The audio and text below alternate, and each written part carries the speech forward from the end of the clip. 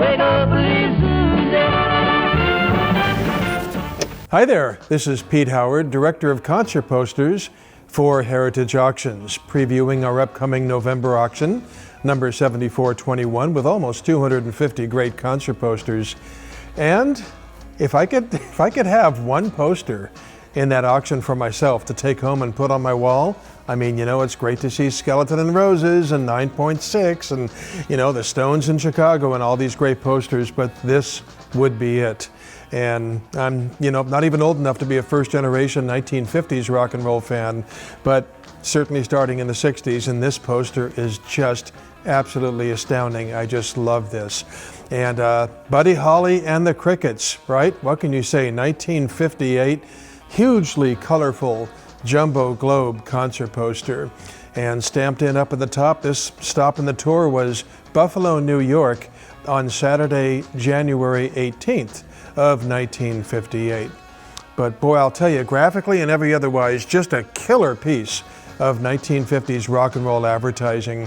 I just love that banner right there at the top of everything where it says, America's Greatest Teenage Recording Stars. You know, we forget in the 1950s, even with Presley, everything was about teenagers.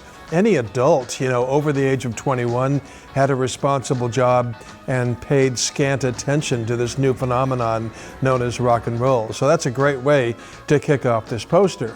And then, of course, the massive headliners, the Everly Brothers. I call them that because of massively influential Everly Brothers. There they are, Don and Phil, with just a huge, one of the most recognizable hits of the 1950s with Wake Up Little Susie.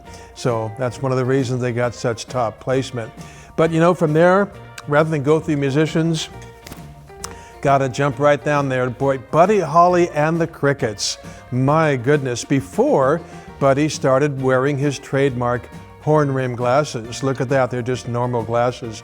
And two, Out of Sight song titles with Peggy Sue and Oh Boy right there on the poster. Just absolute nirvana for fans of 1950s rock and roll, and by extension all rock music, because this was the decade of its birth right here. So boy, just such, you know, so great on there. And you know, it is sad to note that 1958 was the only complete full calendar year of Buddy Holly's life as a successful musician. Sure, in 57, that'll be the day, broke him through, and in 59, of course, he perished in February. So 58 was it for him. He was 21 years old here and sort of had the world by the tail. Just so marvelous to see him on this poster. And it's comprised, if you look at it one way like I always do, of 6 colors. Look at that, green and black, yellow, white, red, and then you have the blue venue letters up there in the top. And you might say, hey, wait a minute, white's not a color, that doesn't count. Well, if you look at the poster, Buddy Holly and the Crickets is in white. So that's good enough for me to call that one of the important, you know, colors on the poster. And then you've got the floating heads design. Look at that, isn't that just amazing? All these touches by Globe posters and these spinning discs, you know, and all the red and black stars, all these, you know, trademark little touches by Globe poster out of Baltimore is so much fun. And 33 musicians are pictured all together. Wow, it's, you know, but it's not too busy. It's just busy, exciting, fun. It portrays movement, but it's not too cluttered or crowded. It just looks wonderful. And we got to give a nod to Eddie Cochran way down there at the bottom center. And when, you know, those musicians in the middle of the target are no slouches either.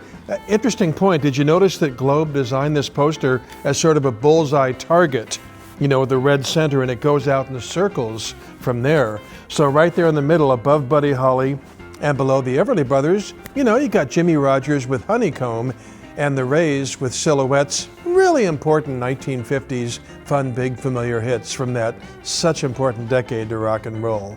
And, you know, it's the design thoughts and elements that went into this make it just one of the, I think it's probably better than any Biggest Show of Stars poster in terms of design.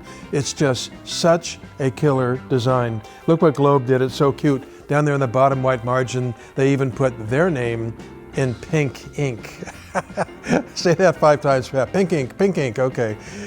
So many fun things about this. It's just crazy. It's just a gorgeous poster. Okay, so here's the bad news.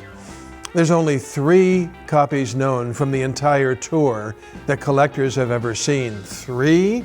Eesh, how are you supposed to get one of those? Well, luckily Heritage did sell one off in 2021, so 4 years ago we got the first one, and it was the smaller size. Instead of being jumbo like this, it was just the smaller or standard size, which are usually a little less, the jumbos are a little more desirable. But even for that smaller one, $46,000.